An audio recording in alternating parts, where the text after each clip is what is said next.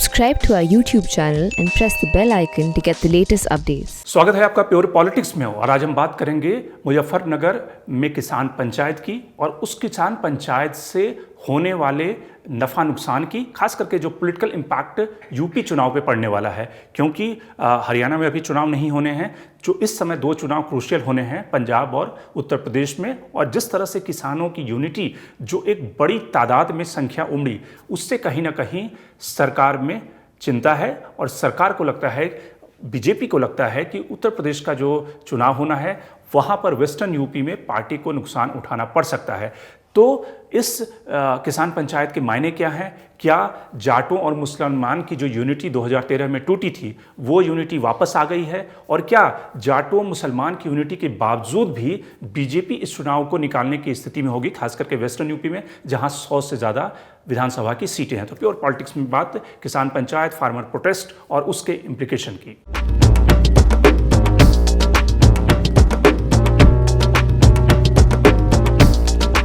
तो सबसे शुरुआत करते हैं कि राकेश टिकैत जब कल मंच पे बोल रहे थे तो उनका मैसेज क्या था उत्तर प्रदेश चुनाव के लिए। पहली बात, राकेश टिकैत ने खुलेआम एक जो पॉलिटिकल लाइन जो अब तक लेते रहे हैं किसान नेता, लेकिन खुलेआम प्रधानमंत्री नरेंद्र मोदी और योगी को चुनौती देना, चैलेंज करना, पहली जो पॉलिटिकल लाइन थी राकेश टिकैत की। उन्होंने खुलेआम ये कहा कि हम वैसी सरकार को हराएंगे जो कि किसान विरोधी है, और सिर्फ किसानों का मुद्दा नहीं बल्कि देश के नेशनल एसेट को बेचने का मुद्दा, महंगाई का मुद्दा, किस तरह से डीजल पेट्रोल की कीमतें बढ़ी हैं। तो कुल मिलाकर ये सरकार जो है कॉरपोरेट के साथ में खड़ी है, जो कि राहुल गांधी ने एक बार जब लैंड एक्विजिशन का मुद्दा था, जिस समय उन्होंने सूट बूट की सरकार का मुद्दा उठाया था, तो उसी लाइन के आसपास कहीं ना कहीं राकेश टिकैत बोलते हुए दिखे कि यह सरकार कॉरपोरेट की सरकार है, अडानी अंबानी की सरकार है, उन्होंने नाम लेकर कहा। लेकिन अब सवाल है कि इसका पॉलिटिकल इंप्लीकेशन क्या है? आखिर ये जो किसान आंदोलन और जिस तरह से मुजफ्फरनगर में एक बड़ा शक्ति प्रदर्शन हुआ, उससे क्या बीजेपी डर गई है, या बीजेपी को अभी भी लगता है कि इस किसान यूनिटी, समाजवादी पार्टी और आरएलडी जो कहीं ना कहीं पीछे से खड़ी है किसान आंदोलन के पीछे, उसकी ताकत को वो कहीं ना कहीं डिसमेंटल कर देंगे, उनकी ताकत को हरा पाएंगे? तो सबसे पहले हम ये जानते हैं कि किस तरह से वेस्टर्न यूपी में किसान आंदोलन या जाटों का जो मोबिलाइजेशन है वो इम्पैक्ट कर सकता है बीजेपी के पोल प्रोस्पेक्ट पे, चुनावी गणित पे। वेस्टर्न यूपी में 100 से ज़्यादा असेंबली की सीटें हैं, और अगर आप पिछला लोकसभा चुनाव देखें और उससे पहले अगर देखें तो 2013 में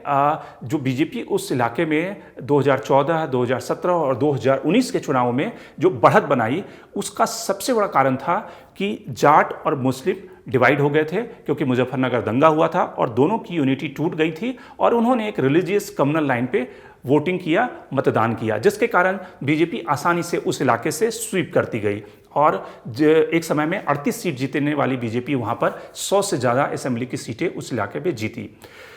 अब क्या इस जो किसान आंदोलन और किसान पंचायत हुई है मुजफ्फरनगर का, उससे क्या बदल सकता है?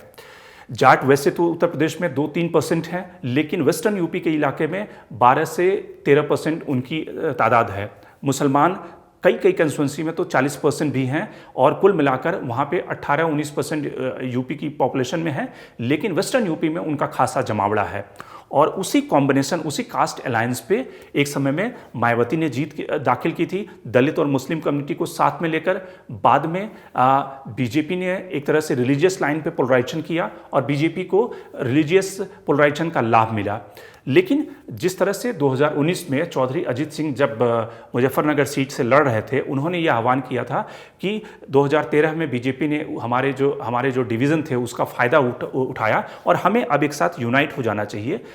अब जो किसान आंदोलन में कल जो अल्लाह अकबर और हर हर महादेव के नारे लगे, उससे राकेश टिकैत ने ये दिखाया है कि जाट और मुसलमान एक साथ हैं, और जाट मुसलमान की यूनिटी जो है, जो कि एक समय में चौधरी चरण सिंह, जो कि 7-8 महीनों के लिए देश के प्रधानमंत्री बने थे, लेकिन उस इलाके के सबसे बड़े किसान नेता थे, उन्होंने जिस फार्मूले पर उस इलाके में अपनी पैठ बनाई थी, और बाद में उनके बेटे अजीत सिंह ने उस इलाके में कई बार जीत हासिल की, 6 बार से ज़्यादा वो सांसद चुने गए उस इलाके से, और आरएलडी वहाँ पे जाटों की एक प्रमुख फोर्स, पॉलिटिकल फोर्स बन के उभरी। उसका रीजन था मजगर फार्मूला, यानी कि मुस्लिम, जाट, अहीर, राजपूत, इन सब को मिलाकर के उन जातियों के समीकरण से वो जो आरएलडी और एक पॉलिटिकल फोर्स के रूप में उभरी, और खास करके वहाँ पे चरण सिंह का पहले दबदबा था, बाद में उनके बेटे अजीत सिंह का दबदबा था। लेकिन वो पॉलिटिकल फोर्स जो मजगर था वो 2013 के बाद टूट गया। अब ये सारी पार्टियां जो इस समय कहीं ना कहीं समाजवादी पार्टी के साथ अलाइन है, जो आरएलडी एक तरह से समाजवादी पार्टी के साथ अलायंस में है, और उनको लगता है कि जाट और मुसलमान एक तरह से आरएलडी और समाजवादी पार्टी के साथ में रहेगा, क्योंकि मुसलमान जो है वो टैक्टिकल वोटिंग करता है। मुसलमानों को ये लगेगा कि बीएसपी इस समय एक फोर्स नहीं है बीजेपी को हराने के लिए, तो निश्चित रूप से समाजवादी पार्टी उनके लिए बेहतर ऑप्शन है। इसमें जो सबसे इंटरेस्टिंग बात है कि दलित कम्युनिटी, जिसका कि 17-18% वोट एक तरह से बहन मायावती पाती रही हैं, वो दलित कम्युनिटी एक तरह से, चूंकि मायावती एक रेकनिंग फोर्स यूपी में नहीं रही है, वो दलित कम्युनिटी क्या बीजेपी के पास खिसक कर जाएगा, क्योंकि बीजेपी इस पूरे खेल में ये मौका देख रही है कि अगर जाट और मुसलमान यूनाइट हो जाते हैं तो एंटी जाट जो कास्ट हैं, यानी कि जो छोटी जातियां हैं, जिसमें लोध हैं, जिसमें कि दलित हैं, दलित बहन मायावती का एक समय साथ देती थी, लेकिन दलितों के अंदर जो छोटी जातियां हैं वो कहीं ना कहीं हिंदुत्व के फोल्ड में आकर बीजेपी को सपोर्ट कर रही हैं। तो लोध, दलित, इन सब के सहारे, और खास करके जाटों में भी जो हिंदू जाट है, क्योंकि बीजेपी को लगता है कि कास्ट लाइन से ऊपर जो बड़ी लक्ष्मण रेखा है वो रिलीजियस पोलराइजेशन की लाइन की रेखा है, और योगी आदित्यनाथ ने जिस तरह से काउ स्लॉटर का मुद्दा हो या फिर लव जिहाद का मुद्दा है, वो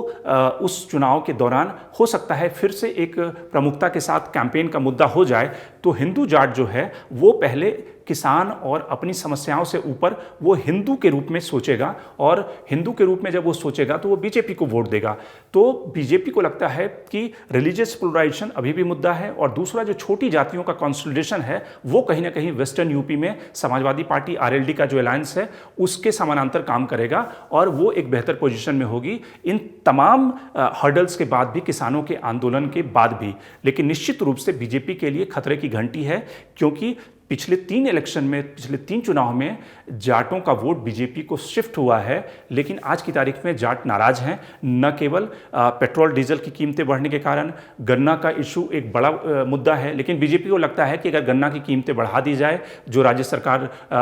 कभी भी बढ़ा सकती है, तो कहीं ना कहीं जाट किसान की थोड़ी बहुत नाराजगी कम हो जाएगी और वो उस मोबिलाइजेशन का पार्ट नहीं रहेगा। लेकिन इन सब के बाद भी अगर ये मोबिलाइजेशन होता है तो बीजेपी को उन सीटों पर नुकसान उठाना पड़ेगा जो कि वेस्टर्न यूपी की सीटें 2017 में बीजेपी ने थोक भाव से, इकट्ठा भाव से वहाँ से जीती थी। तो ये सारे बड़े संकट बीजेपी के सामने हैं इस महापंचायत से, क्योंकि किसानों की नाराजगी सिर्फ गन्ना के मूल्यों को लेकर नहीं है, बल्कि डीजल पेट्रोल की कीमतों में जो बढ़ोतरी हुई है, उनका पेमेंट नहीं मिला है। इसके अलावा जिस तरह से कोविड के कारण